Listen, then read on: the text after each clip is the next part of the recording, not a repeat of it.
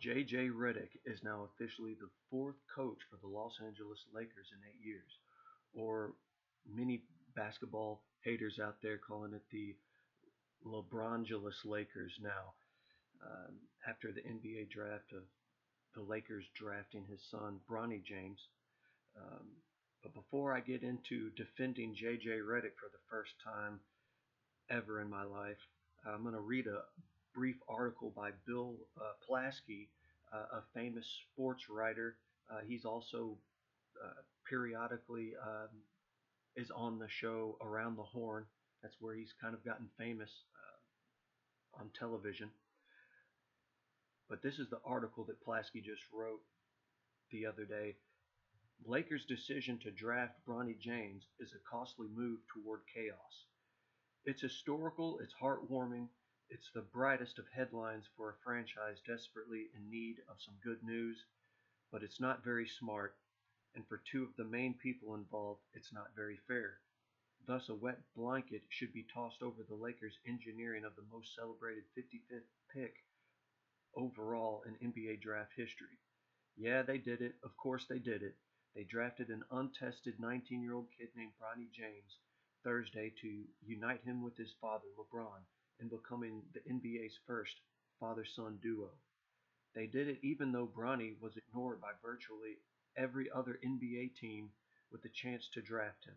They did it even though Bronny struggled last season for USC in his return from a cardiac arrest episode that cost him 5 months. They did it even though most experts agreed that his game, 5 points, 3 rebounds, and 2 assists per appearance for the Trojans, could have used at least another year of college tutoring. They did it seemingly for the reason they do a lot of things, to keep their superstar happy. LeBron had professed a desire to play with his son. LeBron can opt out of his contract this 2024 summer. They probably figured LeBron needed to be kept satisfied at all costs. But this is seemingly a high price to pay. Granted, the greatest fee will not come from the Lakers, who, let's face it, weren't going to get a star with the 55th pick anyway. This was a no-lose selection that, personnel-wise, cost them nothing. The steepest cost will also not be affixed to LeBron, who will get to make history and play with his son, and where's the downside in that? No, the highest price here will be exacted from, sadly, Bronny himself. All the poetic waxing by commentators about the beauty of a father-son pairing failed to look at it from what could be the son's point of view. Does Bronny really need this kind of pressure? Is it really fair to ask him to develop his game while sitting on the same bench as arguably the greatest player in history, who also happens to be his father? Critics will cry nepotism with every dribble. Experts will examine his father's reaction with every shot. It was tough enough for Bronny to play college games with his father attracting all the attention while sitting courtside. Can you imagine the heat he will feel with his father wearing the same uniform and hanging out in a nearby locker? There will be one shining moment when they initially take the court together in a regular season game, probably a blowout, where Bronny will enter in the final minutes and LeBron will throw him a pass for an alley-oop dunk, and history will be made and everyone will weep.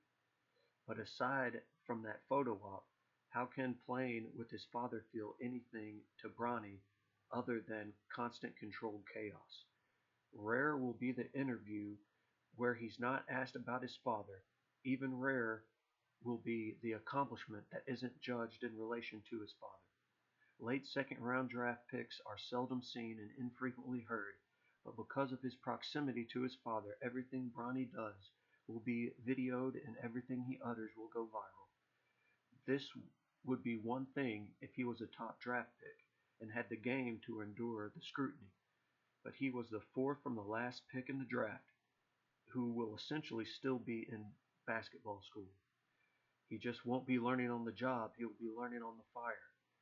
Even if Bronny spends much of his time with the minor league South Bay Lakers, the circus will follow him there.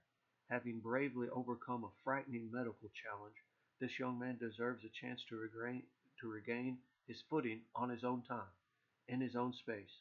Instead, he has now been stuck under the brightest of lights amid the most aggressive of timetables.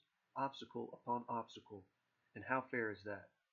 A couple months ago, when asked about the pre-draft hype in the spring, Bronny acknowledged that, yeah, it's a lot. Now it's even more. During the same news conference, Bronny also said, my dream was always been just to put my name out, make a name for myself, and of course, get to the NBA. I never thought about just playing with my dad. His dream, his name, one name, not two names, but for now, that appears to be a dream impossible. If this plays out as it appears, for his first act as a Laker, seriously, Bronny might be wise to ask for a trade to Utah or Oklahoma City. And he's not mirrored in this madness alone, as Bronny could be joined in his discomfort by new coach J.J. Reddick. Think about it. Reddick is trying to connect with his stars. He's trying to establish a culture. He's trying to learn how to lead. The last thing he needs to worry about is managing the overwhelming hype of a second round draft pick. Once again, not smart and not fair. How many pre-game interview questions will involve Bronny's progress? How much of the daily attention will be focused on a kid who will rarely play? How often will Reddick have to shield his veterans from a rookie's distraction? And if Bronny develops quicker than imagined, how much pressure will Reddick feel from LeBron's camp to give the kid more minutes? In the words of Bronny, for a rookie NBA head coach, it's a lot. By all accounts, Lakers general manager Rob Pelinka means well. He believes in the legacy of the Lakers' greatness and believes this draft pick supports that. That feels like something that can be magical, Pelinka told reporters Thursday. NBA history should be made in a Lakers uniform. He believes in the power of this glamour franchise to endure even heightened scrutiny and believes this move epitomizes that. The biggest moments in sports happen with the Lakers, and that's how we're built, and we're excited to see this story unfold, Pelinka said. As for Bronny and the sweltering spotlight, Pelinka believes the kid can handle it, noting, growing up, as he's grown up, there's a fishbowl, lots of eyes looking at everything he does. He's been able to handle all of that with an extreme maturity. More than anything, it seems obvious Pelinka believes he needs to keep LeBron in a Laker uniform, and he's betting this pick will ensure that. It's a safe bet, but a greatly unsettling bet. Bronny is coming, LeBron is staying, the circus is starting. That's the article written by the great Bill Plaschke from Around the Horn. But piggybacking off what he said about J.J. Reddick becoming the fourth Lakers coach in 8 years, Reddick and LeBron James have a sports basketball podcast very similar to what Kobe Bryant was doing at ESPN, The Detail, I believe it was called, where they were just watching tape and analyzing what moves should have been made as the basketball is being swung around the perimeter, which is a great show. All right, so now I'm going to try to make a case for J.J. Reddick and why this was a decent pick for a signing for a coach.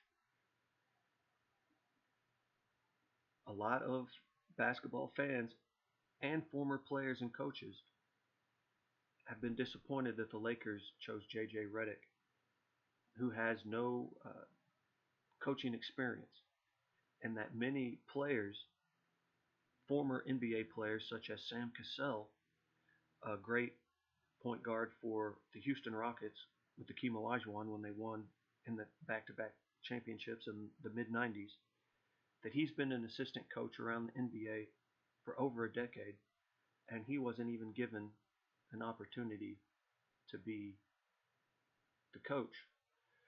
That there are more experienced, better coaches around than J.J. Reddick. Obviously, there are many coaches with a longer resume, but who were their coaches?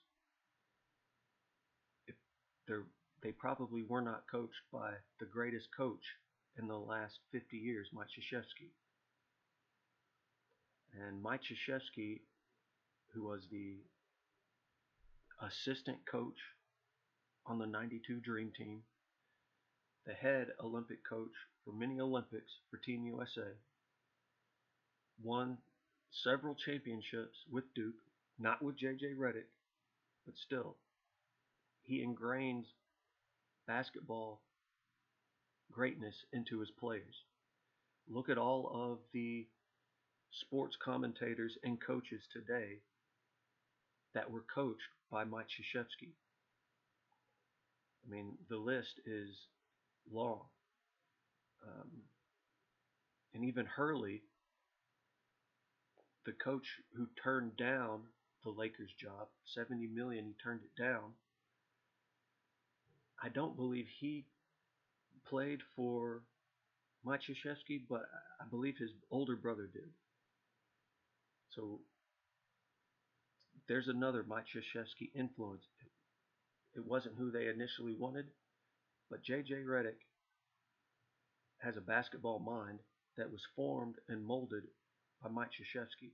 And then I made this picture here, and I put none other than Bobby Knight on Mike Krzyzewski's brain because that's who molded and educated him. And another NBA or a NCAA Hall of Fame coach. Now, can these collegiate basketball philosophy translate to the NBA? Well, with J.J. Reddick's combined collegiate experience being tutored under Coach Mike Krzyzewski and a decade-long playing career in the NBA, J.J. Reddick has the basketball education to be successful. And as a Lakers fan, I hope to see them win. But if they don't, well, you're going to hear it from Paul Pierce and Skip Bayless and Stephen A. Smith. But I think this is hiring J.J. Reddick was, time will tell, but I think it was a good hire. Let me know what you think.